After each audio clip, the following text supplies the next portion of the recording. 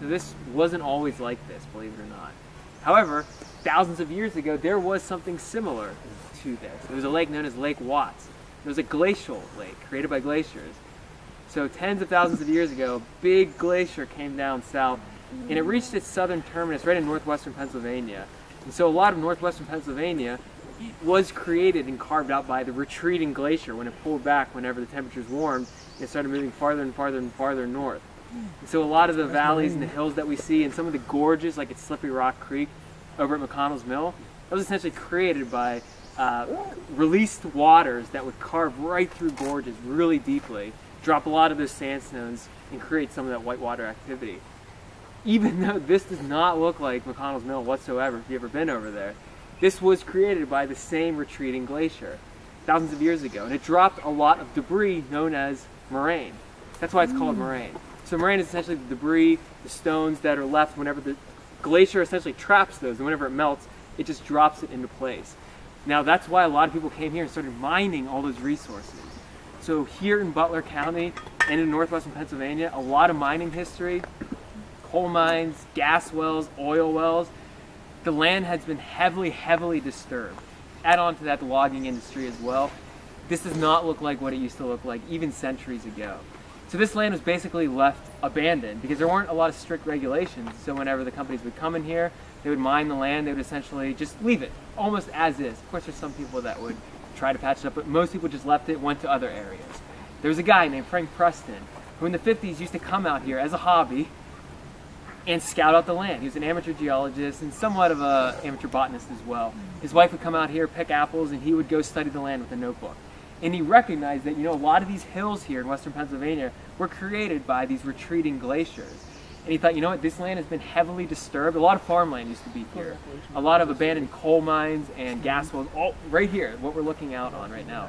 And he thought, you know what, I want to try to recreate what Pennsylvania used to look like. That's what I want to devote the rest of my life to. He created the Western Pennsylvania Conservancy, Frank Preston did. Some of us are familiar with the Western Pennsylvania Conservancy, very active in Western Pennsylvania. And he raised a lot of money, he bought up a lot of the farmland right here, and they thought there must be something going on. There must be a lot of oil and gas underground. If you're buying all this property, he said, no, I really want to restore it to what it might have looked like. It took him so long, many years, to gather enough support to try to turn this land into what it used to be. And so in 1969, they started damming up Muddy Creek, which is the river that essentially causes this. And it took about a year to fill this whole thing. And so with a lot of money, a lot of land purchased, it took about a year for this thing to fill. In 1970, they opened up Lake Arthur, and that's why it looks like this today. Before they had to do that, they had to seal about 58 deep coal mines that were right here. 422 gas and oil wells they had to plug to make sure it's not leaking. No acid mine drainage in this water, at least that's what they say. And reclaim about 500 acres of strip mine land. A lot of this was strip mine. Then they planted a lot of trees back, they planted a lot of clovers, and so a lot of this has only been here for maybe 40, 50 years tops. That's how new this is. But we're so grateful this wasn't here. It just really be abandoned, heavily misused and abused land right now. And as you exit this park, it's one way. So when you leave that parking lot and you make a right, because it's just a big loop to get back out, as you make a bend around here, you're going to notice a lot of rocks sticking out. That was a strip mine high wall that they used to, take a large machine and pull out the coal essentially from underneath it. And it's still left intact. You'll see that wall. And you'll think, well, wow, it looks like a cool wall. A lot of rocks are sticking out of it. Well, that was a strip mine there many decades ago. So notice that on your way out, because it's like a little historical marker. But imagine that, like dedicating your life for this, for future generations. How selfless of an act, right? To not really just focus on yourself, but I want future generations to experience this. Humble guy too. A lot of us, it's not even a vocabulary. Frank Preston, like, who was that? He's the guy who started the Western Pennsylvania Conservancy. That's why this land is here today.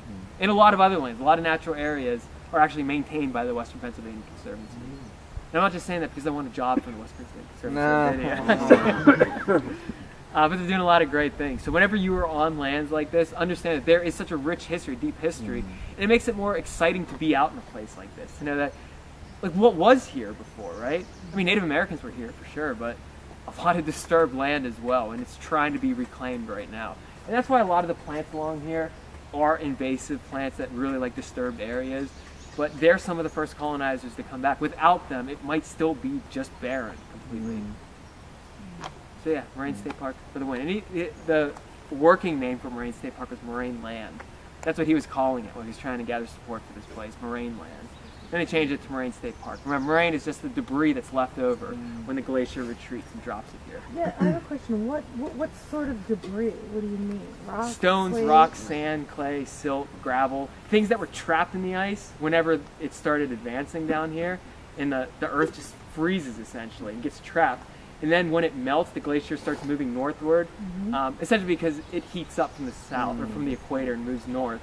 It just essentially just drops it right in place. The rain, the sun came out. the rain is very important. Without the rain, none of this would be here, right? So we have to experience it all.